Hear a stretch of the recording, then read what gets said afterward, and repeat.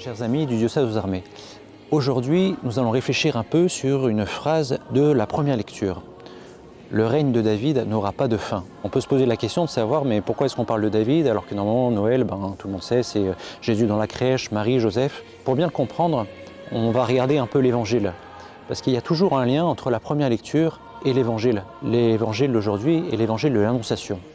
L'ange Gabriel qui vient visiter Marie et qui lui adresse cette très belle salutation « Je te salue, Marie, comblée de grâce, le Seigneur est avec toi ».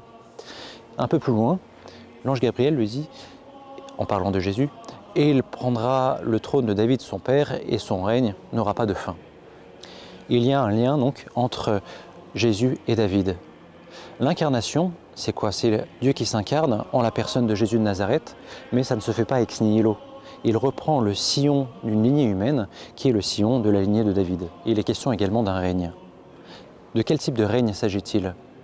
Le règne de Jésus n'est pas si simple à comprendre que ça. Pourquoi est-ce qu'on parle de règne? De quel type de règne s'agit-il?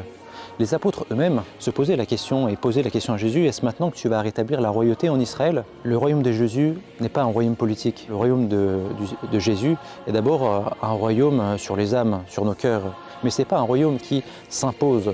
C'est un royaume qui nous est donné et auquel nous adhérons librement. Aujourd'hui, ce soir particulièrement, ça va être la fête de Noël avec la veillée. Le Fils de Dieu s'incarne, il va venir auprès de nous.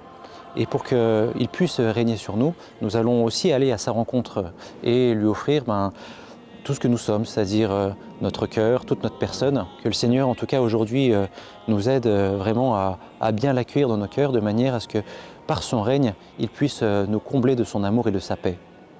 Chers amis, très belle fête de Noël à tous.